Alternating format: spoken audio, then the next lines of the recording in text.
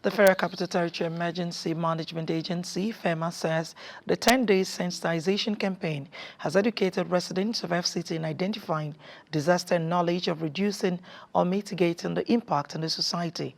Director, Forecasting Response and Mitigation, FEMA, Florence, said this during the celebration of International Day for Disaster Risk Reduction Management on Friday in Abuja.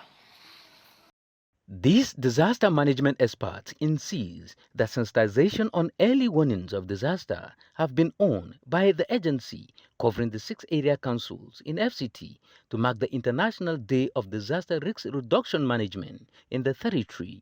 Can't we stop cutting down trees? We can. So if we can stop cutting down trees, we will do away with windstorm and other related disasters. And that is the essence of today. We reduce the risk of that disaster if we cannot prevent it. We have always been engaged in educating the communities, various communities, on early warning signs. If you have been able to receive these signs and you notice that there's going to be a heavy rain, you should go back to the higher ground. You should go to higher ground, relocate to higher grounds.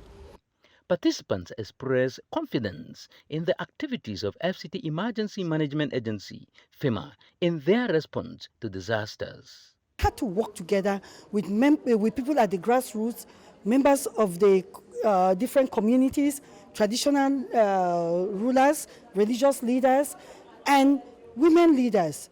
We created awareness, and the key point there was for them to be able to identify the common hazard they have within their environment. The cost of disaster risk reduction is far lower than that of response and any other cycle when it comes to disaster management, which calls for dedicated action to be focused on tackling underlying disaster risk drivers such as consequences of poverty and inequality.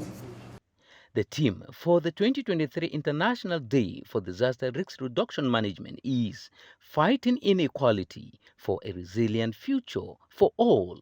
Dimas Nanzing, Ait News, Abuja, Nigerian's capital.